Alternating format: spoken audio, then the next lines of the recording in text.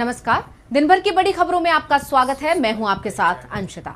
आज इस बुलेटिन में बात होगी बीजेपी और चुनाव आयोग पर राहुल और स्टालिन के बड़े हमले की, बिहार चुनाव की वोटिंग लिस्ट पर उठे सवालों की, देखेंगे अमेरिका के टैरिफ से कैसे मुश्किल में घिरती दिख रही है मोदी सरकार, आरएसएस चीफ के बयान से कैसे फंसा बीजेपी हाईकमान, जानेंगे उपराष्ट्रपति उम्मीदवार बी सुदर्शन के मजबूत होने से क्यों घबराया एनडीए, और बुलेटिन के आखिर में देखेंगे जाने माने कार्टूनिस्ट इरफान की किस खबर पर पड़ी तिरछी नजर। लेकिन दिन भर की तमाम बड़ी खबरों से पहले एक नजर आज की सुर्खियों पर। वैष्णो देवी में लैंडस्लाइड से 32 लोगों की गई जान, कई लापता। एलजी मनोज सिन्हा ने अस्पताल में घायलों से की मुलाकात। सुप्रीम कोर्ट को मिले 2 नए न्यायाधीश, केंद्र सरकार ने जस्टिस आलोक आराधे और जस्टिस विपुल मनुभाई पंचोली को सुप्रीम कोर्ट के जस्टिस के रूप में दी मंजूरी। अब शीर्ष अदालत में 34 हुई जजों की संख्या। मोदी सरकार की विदेश नीति पर बीजेपी के सीनियर नेता सुब्रमण्यम स्वामी ने उठाए सवाल, लिखा मोदी की नासमझ नीति में भारत को चीन के खेमे में डाला, चीन को बताया कम्युनिस्ट तानाशाही। भिंड से बीजेपी विधायक नरेंद्र सिंह कुशवाहा ने कलेक्टर संजीव श्रीवास्तव पर उठाया हाथ, हाथापाई की आई नौबत, विधायक को कलेक्टर का जवाब, रेत चोरी नहीं करने दूंगा। ये तो थी सुर्खियां। अब बात आज की सबसे बड़ी खबर की। बिहार में वोटर अधिकार यात्रा में जिस तरह से लोगों का हुजूम उमड़ रहा है, उसने एनडीए के नेताओं को भी चौंका दिया है। तो दूसरी तरफ महागठबंधन में उत्साह दिखाई दे रहा है। इंडिया गठबंधन के तमाम नेता यात्रा से जुड़ रहे हैं। वोट चोरी के खिलाफ एकजुटता दिखाई दे रही है। यात्रा में प्रियंका गांधी के बाद अब डीएम के चीफ और तमिलनाडु के सीएम एमके स्टालिन भी शामिल हुए। स्टालिन और राहुल गांधी ने चुनाव आयोग पर तीखा हमला बोला। देखिए रिपोर्ट। कांग्रेस की वोटर अधिकार यात्रा मुजफ्फरनगर पहुंची तो इसमें तमिलनाडु के सीएम एमके स्टालिन और डीएम के सांसद कनिमोझी भी शामिल हुई। यहां हुई रैली में राहुल गांधी ने एक बार फिर वोट चोरी का मुद्दा उठाया। उन्होंने कहा कि पहले ओपिनियन पोल आते हैं, उसमें दिखाया जाता है कि कांग्रेस जीत रही है, लेकिन जब आंकड़े बताए जाते हैं तो बीजेपी 300 कर लेती है। वोट चोरी के जरिए बीजेपी चुनाव जीत रही है। इन लोगों ने महाराष्ट्र और गुजरात का चुनाव चोरी किया। 2014 से पहले ये गुजरात में शुरू हुआ। गुजरात मॉडल आर्थिक मॉडल नहीं है, गुजरात मॉडल वोट चोरी करने का मॉडल है, जिसे ये लोग 2014 में राष्ट्रीय स्तर पर लाए। हम कुछ कहते नहीं थे क्योंकि हमारे पास कोई सबूत नहीं थे, लेकिन महाराष्ट्र में हमें सबूत मिल गया, कर्नाटक में हमने अपनी टीमें लगाई और बीजेपी की वोट चोरी सामने आई। राहुल ने कहा कि नरेंद्र मोदी और अमित शाह वोट चोरी करते हैं और बाद में चुनाव जीत जाते हैं। इन लोगों की मदद चुनाव आयोग कर रहा है। राहुल गांधी ने कहा कि अभी खबर आई है कि गुजरात में ऐसे दलों को करोड़ों का चंदा मिला जो चुनाव नहीं लड़ते। उन्होंने कहा गुजरात में कुछ ऐसी अनाम पार्टियां हैं जिनका नाम किसी ने नहीं सुना, लेकिन 4300 करोड़ का चंदा मिला। इन पार्टियों ने बहुत ही कम मौकों पर चुनाव लड़ा है या उन पर खर्च किया है। ये हजारों करोड़ आए कहां से, चला कौन रहा है इन्हें, और पैसा गया कहां? क्या चुनाव आयोग जांच करेगा या फिर यहाँ भी पहले एफिडेविट मांगेगा या फिर कानून ही बदल देगा ताकि ये डेटा भी छिपाया जा सके? वहीं रैली में तमिलनाडु के सीएम एमके स्टालिन ने कहा कि बीजेपी ने चुनाव आयोग को कठपुतली बना दिया है। मतदाता सूची से 65 लाख वोटर्स के नाम हटाना आतंकवाद से भी ज्यादा खतरनाक है। लेकिन राहुल गांधी ने चुनाव आयोग को बेनकाब कर दिया। वोट चोरी के आरोप राहुल ने लगाए, लेकिन चुनाव आयोग आरोपों का जवाब अभी तक नहीं दे पाया है। बीजेपी ने चुनाव को मजाक बना दिया है। तेजस्वी यादव ने भी रैली में चुनाव आयोग और बीजेपी पर तीखा हमला किया। वोट चोरी को लेकर इंडिया गठबंधन बेहद आक्रामक दिखाई दे रहा है, तो चुनाव आयोग ने पूरे मामले में चुप्पी साध रखी है। चुनाव आयोग की तरफ से दावा किया जा रहा है कि वोटर लिस्ट में सिर्फ गलत नाम हटाने के लिए ही एसआईआर किया जा रहा है, लेकिन महागठबंधन ने एक बार फिर सबूतों के साथ चुनाव आयोग को घेर लिया है और दावा किया है कि चुनाव आयोग सिर्फ बीजेपी को फायदा पहुंचाने के लिए ही एसआईआर करा रहा है। तो क्या है आरोप, देखेंगे रिपोर्ट में। बिहार में विधानसभा चुनाव से पहले राजनीतिक घमासान मच गया है। इंडिया गठबंधन ने एनडीए पर वोटर लिस्ट में धांधली का एक और गंभीर आरोप लगाया है। एक प्रेस कॉन्फ्रेंस में कांग्रेस के राष्ट्रीय महासचिव रणदीप सुरजेवाला और आरजेडी सांसद मनोज कुमार झा ने दावा किया कि चुनाव आयोग ने बिहार की वोटर लिस्ट में उत्तर प्रदेश के 5000 से ज्यादा निवासियों को गलत तरीके से शामिल किया है। विपक्ष ने आरोप लगाया कि ये सब एनडीए को चुनाव में फायदा पहुंचाने के लिए किया जा रहा है। उन्होंने विशेष तौर पर पश्चिमी चंपारण जिले के वाल्मीकि नगर विधानसभा क्षेत्र में बड़े पैमाने पर फर्जी रजिस्ट्रेशन का आरोप लगाया। उन्होंने एक 45 साल के व्यक्ति का उदाहरण भी दिया जिसका नाम दोनों राज्यों की वोटर लिस्ट में है, बिहार के फुलपरास और यूपी के कुशीनगर में। हालांकि पश्चिमी चंपारण जिला प्रशासन ने इन आरोपों को सिरे से खारिज कर दिया है। प्रशासन ने एक बयान में साफ किया कि ये एक ड्राफ्ट वोटर लिस्ट है, न कि आखिरी सूची, और इसका मकसद ही दावों और आपत्तियों को आमंत्रित करना है। उन्होंने विपक्ष के दिए गए 5000 संदिग्ध मतदाताओं के आंकड़ों को काल्पनिक बताया, जिसकी पुष्टि नहीं की जा सकती है।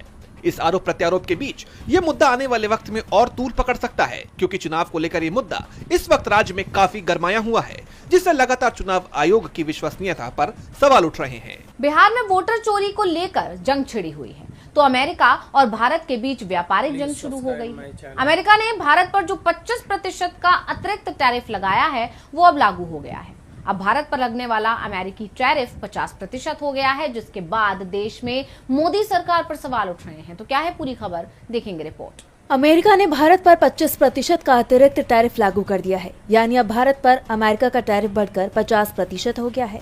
अमेरिका के राष्ट्रपति डोनाल्ड ट्रंप का कहना है कि उन्होंने हिंदुस्तान पर यह अतिरिक्त टैरिफ रूस से तेल खरीदने के लिए लगाया है, क्योंकि हिंदुस्तान रूस से तेल खरीद रहा है। इस बीच ट्रंप ने अपने ट्रूथ सोशल प्लेटफॉर्म पर तेल बैरल के साथ अपनी एक फोटो पोस्ट की है। तस्वीर में लिखा है, अमेरिका पहले और अमेरिका वापस आ गया है। अब ट्रंप के इस फैसले के बाद जानकारों का कहना है कि अमेरिका के टैरिफ का भारत पर बुरा असर पड़ सकता है और हजारों नौकरियां भी खतरे में आ सकती हैं। अमेरिका के टैरिफ से हिंदुस्तान में टेक्सटाइल, जेम्स एंड ज्वेलरी, झींगा, कालीन, फर्नीचर, कम मार्जिन वाली वस्तुओं के निर्यात पर सबसे ज्यादा असर दिखाई देगा और यह असर दिखना शुरू भी हो गया है। कई कंपनियों के बंद होने का संकट भी खड़ा हो गया है। इस बीच ट्रंप ने एक बार फिर भारत और पाकिस्तान के बीच हुई जंग को रुकवाने का क्रेडिट लिया है। ट्रंप ने कहा, मैंने भारत के पीएम नरेंद्र मोदी को फोन कर डील न करने की धमकी दी और कहा कि हम आपके ऊपर इतने भारी टैरिफ लगाएंगे कि आपका सिर चकरा जाएगा। मेरे फोन के 5 घंटे बाद ही पीएम मोदी ने सीज फायर को मंजूरी दे दी।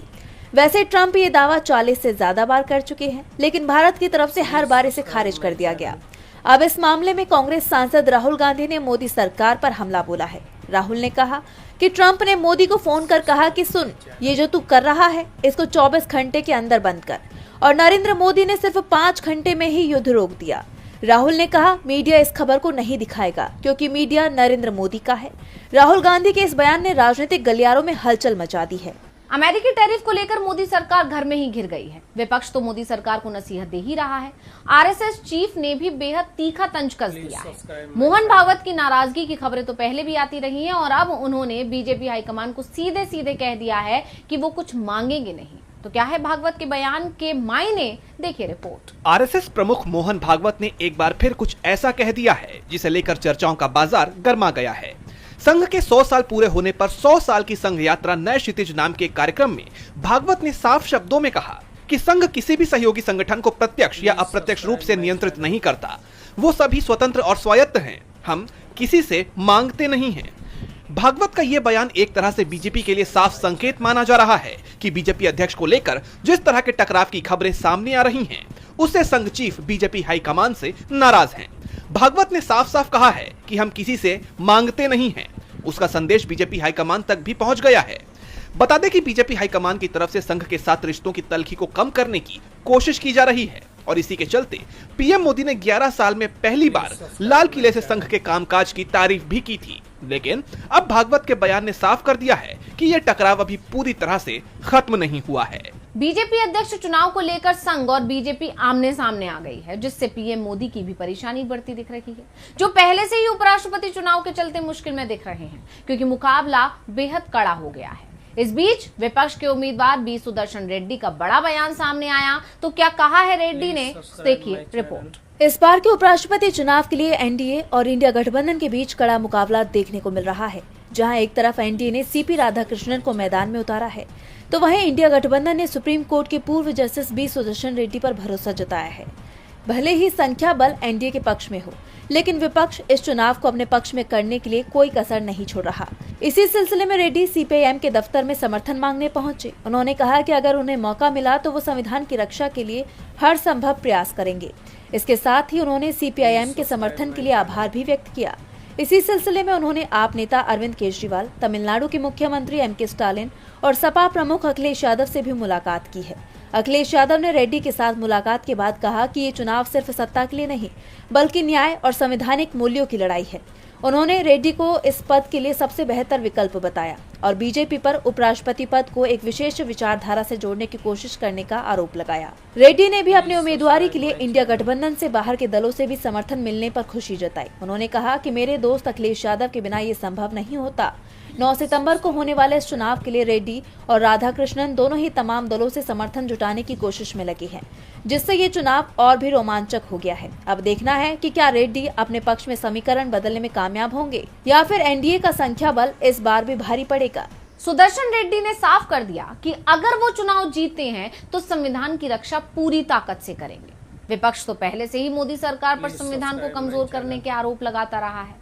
यहां तक कि बीजेपी के कुछ नेता तो संविधान बदलने का भी दावा कर रहे हैं, लेकिन ये आसान नहीं है, क्योंकि बिहार में जिस तरह से एनडीए सरकार के मंत्रियों और विधायकों को जनता दौड़ा रही है, उससे बीजेपी और जेडीयू की नींद उड़ गई है। बिहार की राजनीति में इन दिनों उथल पुथल मची हुई है। एनडीए के खिलाफ जनता में कितना गुस्सा है, इसकी एक बानगी देखने को मिली है। हाल ही में नालंदा के मलावन गांव में हुई एक घटना ने एनडीए सरकार के खिलाफ जनता के बढ़ते असंतोष को उजागर करने का काम किया है। एक सड़क हादसे में 9 लोगों की जान जाने के बाद शोक संवेदना व्यक्त करने पहुंचे बिहार सरकार के मंत्री श्रवण कुमार और एक स्थानीय विधायक पर ग्रामीणों ने हमला कर दिया। गुस्साए लोगों ने पथराव किया, जिसके चलते मंत्री को अपनी जान बचाने के लिए लगभग 1 किलोमीटर तक भागना पड़ा। इस घटना में मंत्री का एक बॉडीगार्ड भी घायल हो गया। ग्रामीणों का आरोप है कि हादसे के बाद प्रशासन ने उचित मुआवजा देने का वादा किया था, लेकिन वो वादा अब तक पूरा नहीं हुआ है। ये घटना दिखाती है कि राज्य सरकार के प्रति लोगों का गुस्सा किस कदर बढ़ रहा है और ये असंतोष कहीं ना कहीं एनडीए सरकार के लिए खतरे की घंटी है। विशेष तौर पर नीतीश कुमार की पार्टी जेडीयू, जो लंबे वक्त से राज्य में सुशासन का दावा करती रही है, इस तरह की घटनाओं से सबसे ज्यादा प्रभावित हो सकती है। राजनीतिक जानकारों का मानना है कि बीजेपी के साथ गठबंधन में रहने के कारण जेडीयू को जनता के आक्रोश का सामना करना पड़ रहा है और यह स्थिति नीतीश कुमार के लिए असहज हो सकती है। राज्य में व्याप्त इस असंतोष को देखते हुए ऐसी अटकलें लगाई जा रही हैं कि नीतीश कुमार भविष्य में बीजेपी से अलग होने का फैसला कर सकते हैं। उन्हें इस बात का डर सता रहा है कि यह बढ़ता हुआ असंतोष चुनाव में जेडीयू को भारी नुकसान पहुंचा सकता है। ऐसे में मुमकिन है कि नीतीश कुमार राजनीतिक रूप से अलग रास्ता तलाश सकते हैं, जिससे राज्य में चुनाव से पहले ही एक बड़ा उलटफेर देखा जा सकता है। नीतीश के मंत्रियों को जनता दौड़ा रखी है तो सहयोगी दल बीजेपी से नाराज दिखाई दे रहे हैं। वो बीजेपी को आंख दिखा रहे हैं। यूपी में योगी सरकार में मंत्री संजय निषाद ने तो अब सीधे सीधे बीजेपी हाईकमान को ही धमकी दे दी है। तो क्या कहा है निषाद ने, देखेंगे रिपोर्ट में। उत्तर प्रदेश की राजनीति में एक बार फिर हलचल मच गई है। योगी आदित्यनाथ सरकार के कैबिनेट मंत्री और निषाद पार्टी के राष्ट्रीय अध्यक्ष संजय निषाद ने बीजेपी के खिलाफ मोर्चा खोल दिया है। निषाद ने न सिर्फ बीजेपी को खुली चुनौती दे दी है, बल्कि साफ शब्दों में कहा है कि अगर बीजेपी को लगता है कि निषाद पार्टी से उसे कोई फायदा नहीं है तो गठबंधन तोड़ दे। उन्होंने बीजेपी के कुछ स्थानीय नेताओं को छुटभैया नेता कहते हुए उन पर माहौल खराब करने का भी आरोप लगाया और कहा कि सपा बसपा से आए इंपोर्टेड नेता उनके खिलाफ बयानबाजियां कर रहे हैं। कि जो कुछ चल रहा है, अगर भाजपा को लगता है कि हम लोगों से फायदा नहीं मिल रहा है तो गठबंधन तोड़ दे। क्यों छोट भैया नेता से अब सब करवा रहे हैं? चाहे राजभर के भी यहाँ नेता हूँ, अब सब। वीडियो में आगे निषाद ने जयप्रकाश निषाद, पीयूष रंजन निषाद और राज्य मंत्री रामकेश निषाद का नाम लेकर हमला बोला। 2027 में होने वाले विधानसभा चुनाव से पहले ये राज्य में बीजेपी के लिए एक बड़ा झटका माना जा रहा है। निषाद ने चेतावनी दी कि 2018 में हुए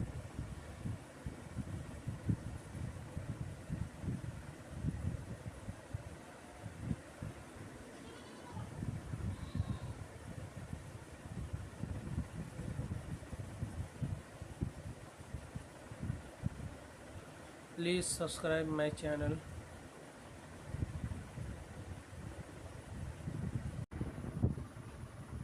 Please subscribe my channel.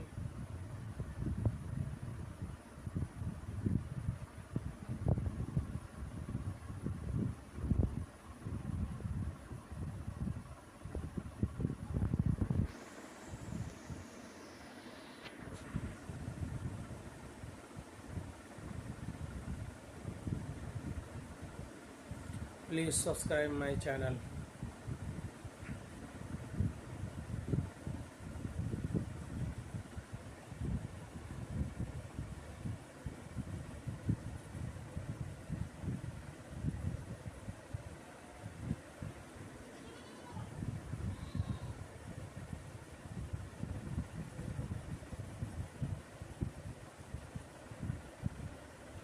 Please subscribe my channel.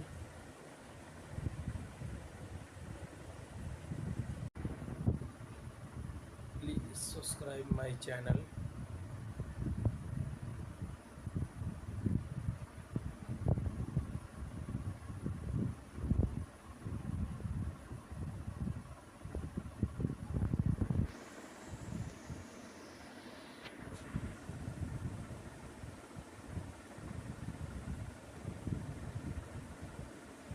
Please subscribe my channel.